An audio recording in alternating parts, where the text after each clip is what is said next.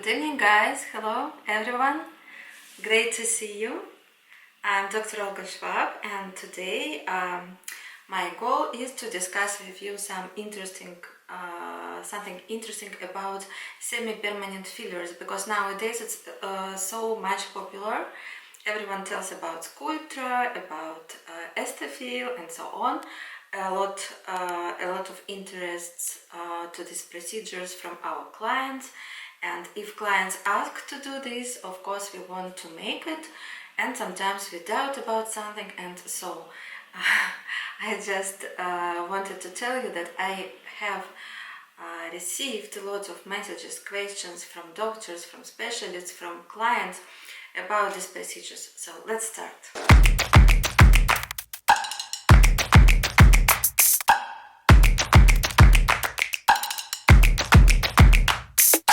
Okay, what do I mean about semi-permanent fillers? Semi-permanent fillers, this is long-lasting fillers from 1 to 3 years. After 3 years, it's already permanent fillers. So it means that they are a little bit, they are partially degradable, more or less degradable than permanent fillers, but they're not so fast degradable like biodegradable fillers like hyaluronic acid, for example. So today I will talk mostly about polylactic acid. This is South Korean product Aestefill, and about Sculptra, it's also polylactic acid, about Radiesse, this is calcium hydroxyapatite, and also Ellanse, this is polycaprolactone. This is not about that one product is better, another product is worse, and please don't buy this or that, don't do this or that. It's not about that. I just will share with you my thoughts. You know that I practice a lot, and I will tell you what I see now with my patients and with the patients who come from also other specialists. And I will tell you just my experience, and then you will make your own conclusion. You know, I mean that a lot of marketing now, and it's quite intensive, and we just need to think logically to see the results of procedures. And I believe that every product can exist on the market, and we just need to understand the proper situation with our patients, like indications for certain cases. Sometimes it's not necessary maybe, or sometimes it's good to do this. And first I will talk about Radiesse, because maybe you see and you feel that I'm more satisfied with the Radiesse, because first of all I have great experience with this product, about 10 years, and I saw a lot of studies with Radiesse, and I know how to inject it, I know all the techniques, I see all the situations with Radiesse.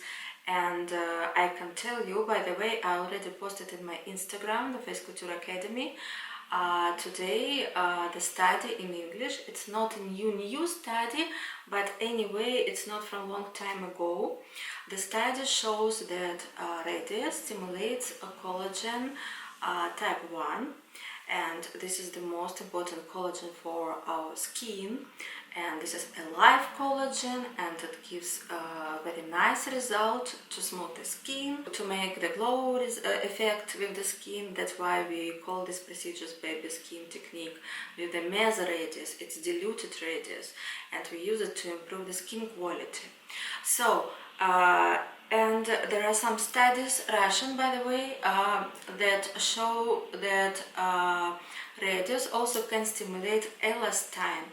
This is another dermal protein which is very important for the quality of the skin. So two of them, collagen type 1 and elastin, is the most important proteins for the beautiness of the skin, and Radiesse stimulate them. The pure Radiesse, the vector techniques, and the high diluted Radiesse as well. Of course, as more you dilute Radiesse, as longer you will wait for the result. And by the way, Radiesse, like I told you already, it's hydroxyapatite of calcium, and it's produced in US. and sales by company Merz. And as I told you, I'm more satisfied with this product because in my practice it's already 10 years and a little bit maybe more. I can tell you that I I swear you, I never saw big complications with Radiesse. Maybe at the beginning of my practice it was one embolization in the nasolabial fold I saw this complication, and just maybe last years I see some reactions from their tissues in some reactive patients. It's like allergic reactions, and I connected to previous vaccination, and that's why I see this during last 2 years. And also what maximum I saw, this is like I will post the picture as well, their bumpings, their white marks after procedure. And you know, specialists who approach me with this problem, when I analyzed the situation, the most of situation was with the wrong technique done, so the product was placed too much superficial. When we dilute Radiesse, it doesn't mean that we can inject it more superficially. No, we just need to inject it to the same level in the deep dermis or subdermally, and then we just make the product a little bit more diluted, not to get any problem, any bumpings and so on. But the collagen stimulation will be anyway slowly, but we will see the nice result with elastin, with collagen, and it needs sometimes 2 weeks, 3 weeks, 1 month, and then we can continue with these procedures to give more result. What about polylactic acid? In my opinion, I just wanted to mention that I will tell you my opinion about it. It's not like 100% you need to consider that. Just I share what I see in my practice. With polylactic acid, this is also collagen stimulators. All these products I mentioned, these are collagen stimulators. So they renew the collagen in the skin, how it's announced on the market, and we don't use them for like fillers for volume, just Radiesse, and others normally not. We just use them for collagen stimulation in the skin. As I told you about Radiesse, it stimulated mostly collagen type 1 and elastin. About Sculptra, I'm not sure about that.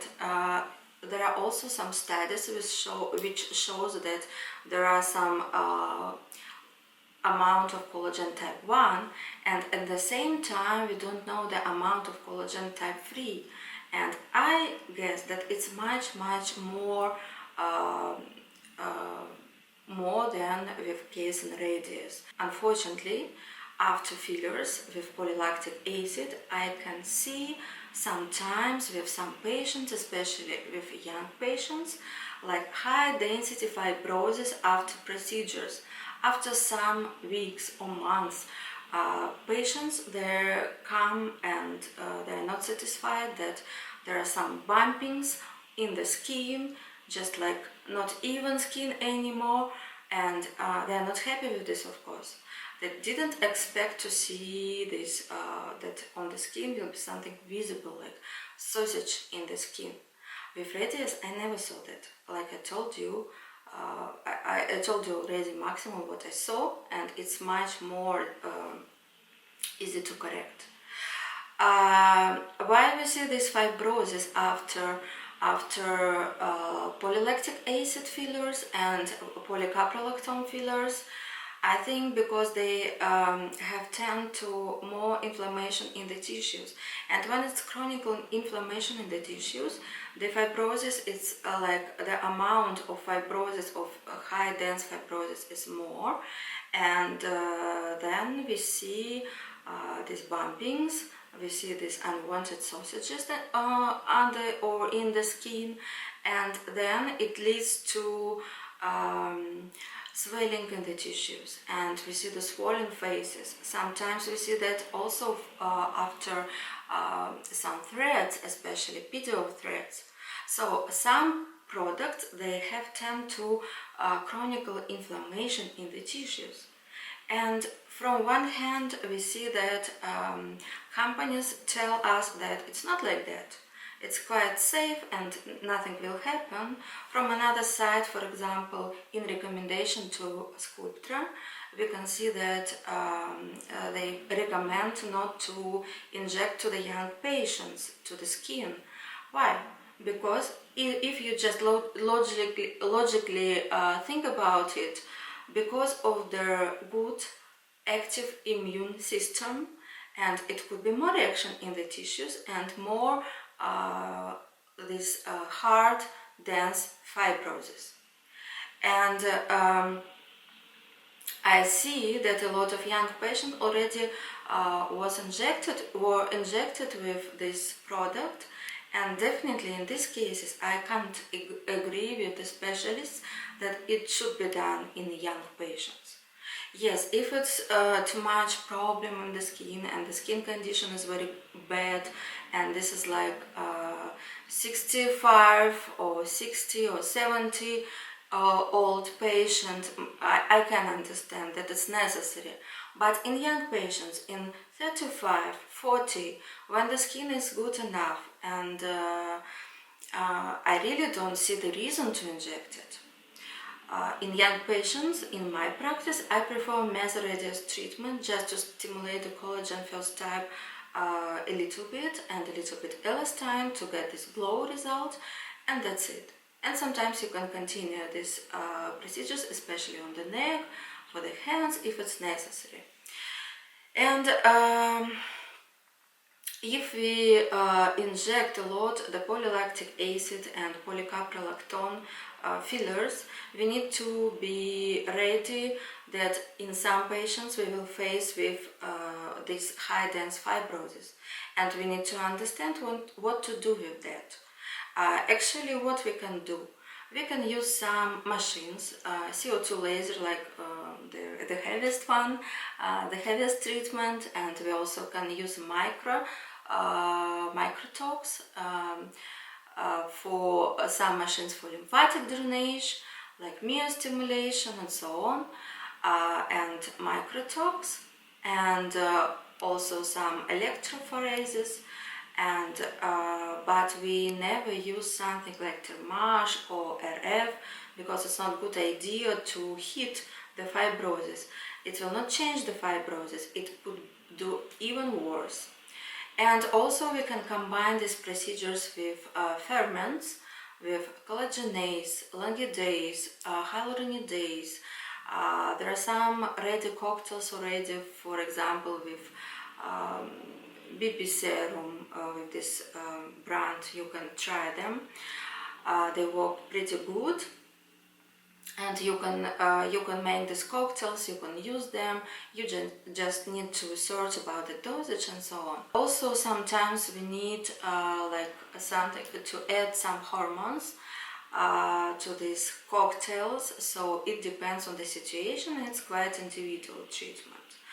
But we need to keep it in mind. So this is everything I wanted to tell you today about these fillers, about my experience. And then you can ask me more questions and comments if you still have questions about it, because really it's now very demanded procedures. I wish you good luck with your patients, and just stay tuned and see you soon. Bye bye.